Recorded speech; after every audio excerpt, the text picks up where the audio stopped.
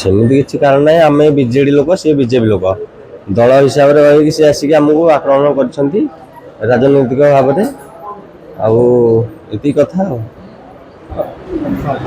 ପ୍ରାୟତଃ ନିର୍ବାଚନ ଆସିଗଲେ ବିଶେଷକରି ଗ୍ରାମାଞ୍ଚଳରେ ବଢ଼ି ଚାଲେ ରାଜନୈତିକ ଗଣ୍ଡଗୋଳ ଓ ହିଂସାକାଣ୍ଡ। ସେହିପରି ଚଳିତ ନିର୍ବାଚନର ଅବ୍ୟବହିତ ପୂର୍ବରୁ ନୟାଗଡ଼ ଜିଲ୍ଲା ଇଟାମାଟି ଥାନା ଅନ୍ତର୍ଗତ ବଉଳସାହି ଗାଁରେ ରାଜନୈତିକ ହିଂସାକାଣ୍ଡ ଦେଖିବାକୁ ମିଳିଛି। ଏପରିକି ଗାଁ ମନ୍ଦିର ନିକଟରେ ଫୁଟିଛି ଗୁଳି ଆଉ ବୁଲିଛି ଖଣ୍ଡା, ଯାହାକି ଦୁଇ ରାଜନୈତିକ ଗୋଷ୍ଠୀର ସମର୍ଥକଙ୍କ ମଧ୍ୟରେ ଗୁଳିକାଣ୍ଡ ହଣାକଟା ହୋଇ ବିଜେଡି ଦଳର ଜଣେ ସମର୍ଥକ ଗୁରୁତର ହୋଇଛନ୍ତି, ଆଉ ଅନ୍ୟ ଦୁଇ ଜଣ ଆହତ ହୋଇଥିବା ବେଳେ ଅତି ସଂକଟାପନ୍ନ ଅବସ୍ଥାରେ ଗୁରୁତର ଯୁବକ ପୃଥ୍ୱୀରାଜ ଦଳ ବେହେରାଙ୍କୁ ଭୁବନେଶ୍ୱର ସ୍ଥାନାନ୍ତରିତ କରାଯାଇଛି। ଆମେ 3 ଜଣ ଠିଆ ହେଇଥିଲୁ ମନ୍ଦିର ଠିକ ନା, ସେମାନେ ବିଜେପି ସମର୍ଥିତ କିଛି ଲୋକ ଆସିକି 7-8 ଜଣ ବମ୍ ବନ୍ଧୁକ ଧରିକି ଆଉ କଟୁରୀ ଆଉ ଫାର୍ସ ଧରିକି ଆସିକି ଡାଇରେକ୍ଟ ଆଟାକ୍ କଲେ। ଆଉ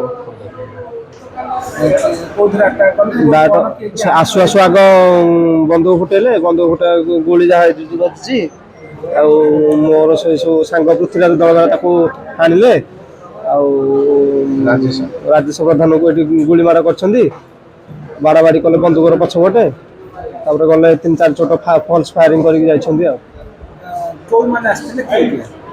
ସିଏ ବିଜେପିର ଲୋକ ସବୁ ତ, ବନମାଳୀ ନାୟକ, ତା ପୁଅ ସନ୍ତୋଷ ନାୟକ, ହାଲୁରୀ ବେହେରା, ବିଜୟ ନାୟକ, କାଶୀନାଥ ନାୟକ, ଗଙ୍ଗାଧର ଜେନା, ଏମିତି ସବୁ କେତେ ଜଣ।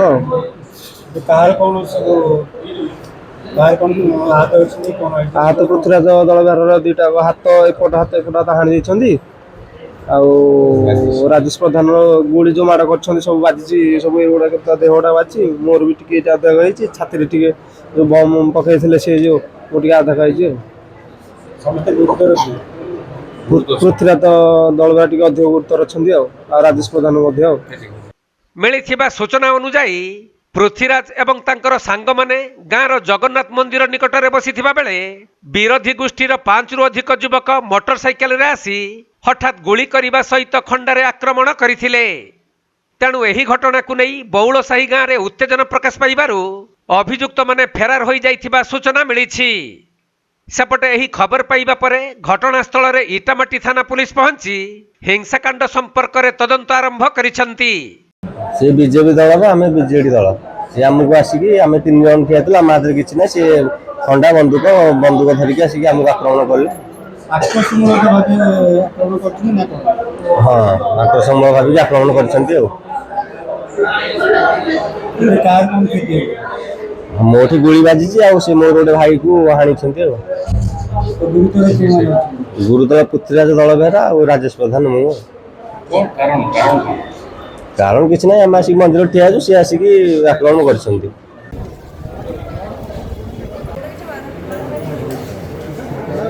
ନୟାଗଡ଼ ଜିଲ୍ଲା ଦଶପଲ୍ଲାରୁ ମାନସ ରଞ୍ଜନ ତ୍ରିପାଠୀଙ୍କ ରିପୋର୍ଟ, କୋଣାର୍କ ଲାଇଭ୍।